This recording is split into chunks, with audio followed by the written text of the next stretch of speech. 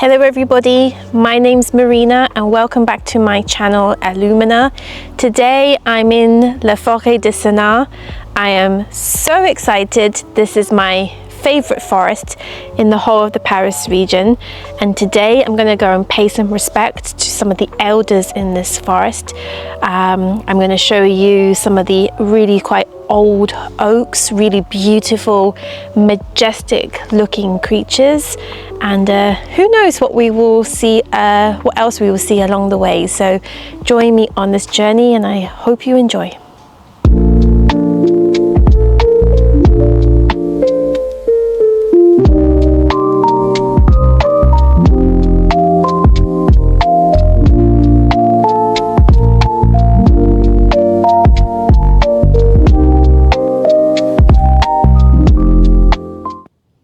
So this is a deciduous forest.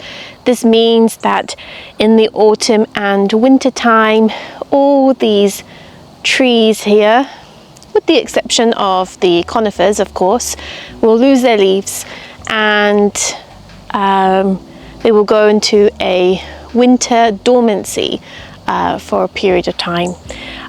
So right now we are in summer, so hence why this place is so green, but deciduous forests are perfect for storing a lot of water. They conserve a lot of water through the big oak trees and their roots that go deep underground. Look at this. It's just absolute bliss. You don't need a holiday when you've got this literally on your doorstep. So Le Foret de Senart is a 3,000 acre forest. So it's full of trees, but there's one tree in particular that every time I come here, I have to say hello to her. Here she is. She's, upon first glance, really nothing special. You have to give her a big hug. I don't know why. I love this tree. I don't want the forestry service to cut down this tree.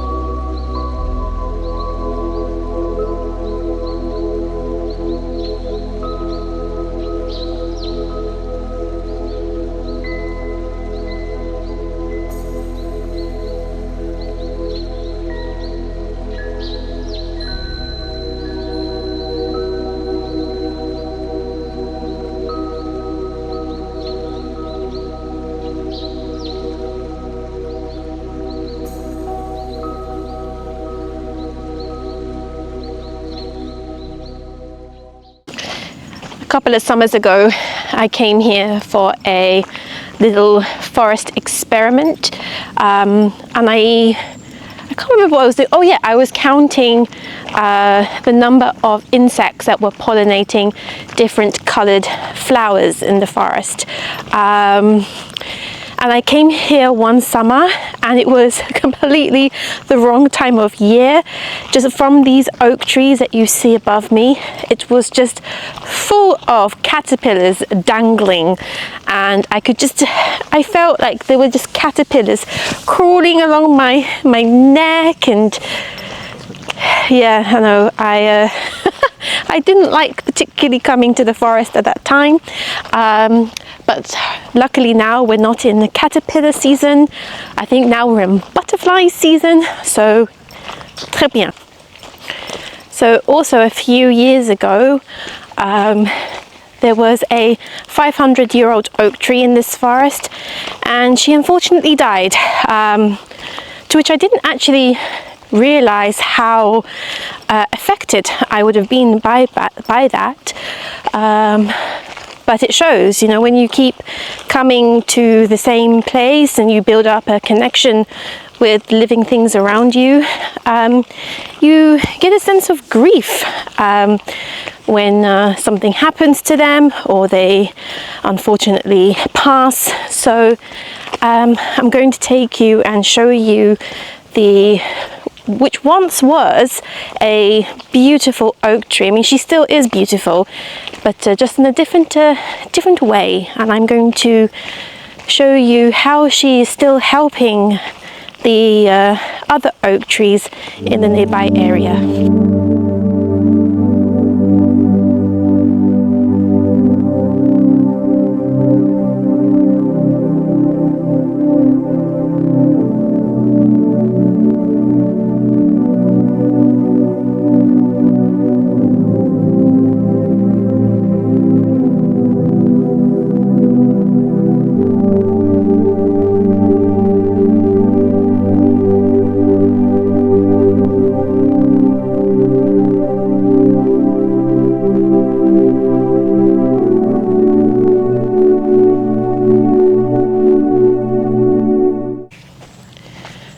So one of the good things about big oak trees like that, big mother oak trees, is that she actually supports through her roots and through the mycorrhiza underground in the soil.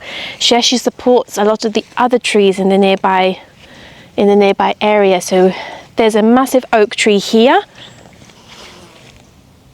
This one here, she must be at least, what, 300 years old. Her trunk is just as big as this one here, but she's not twisting yet. I'm sure in a few generations to come she'll start doing that. But oak trees like this are actually supported by the older trees. So when the older trees come down and they die, it does affect also the other trees also in the nearby area. To what capacity? That all depends on how much information the other tree has actually provided and passed on, if you like, to the other trees. Just like how a mother would teach her children various things, and just as, you know, when she dies, if she's given enough information and taught enough to her children will be absolutely fine. And it works exactly the same way in forests and with trees.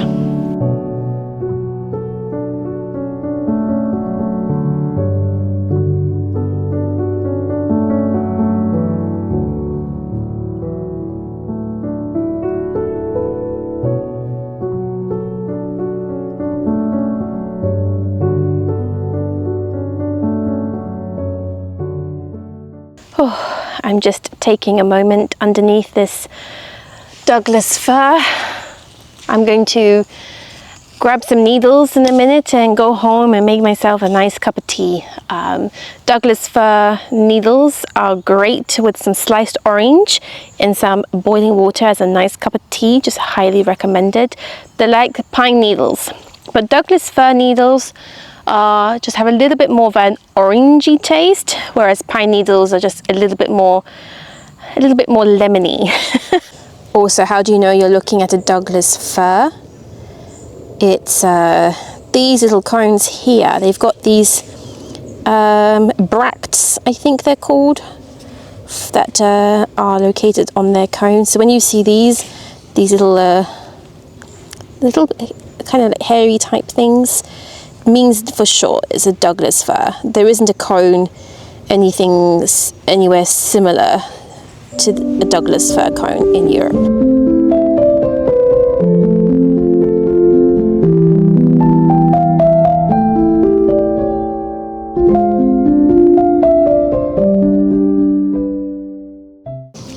So thank you very much for joining me on this little trip that we did to the Foret de Senart. I'm hoping you can see how beautiful this place really is.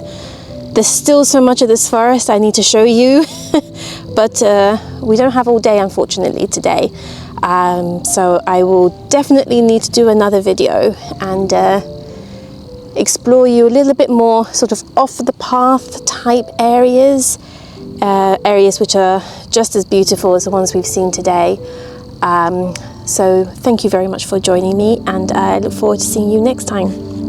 Bye.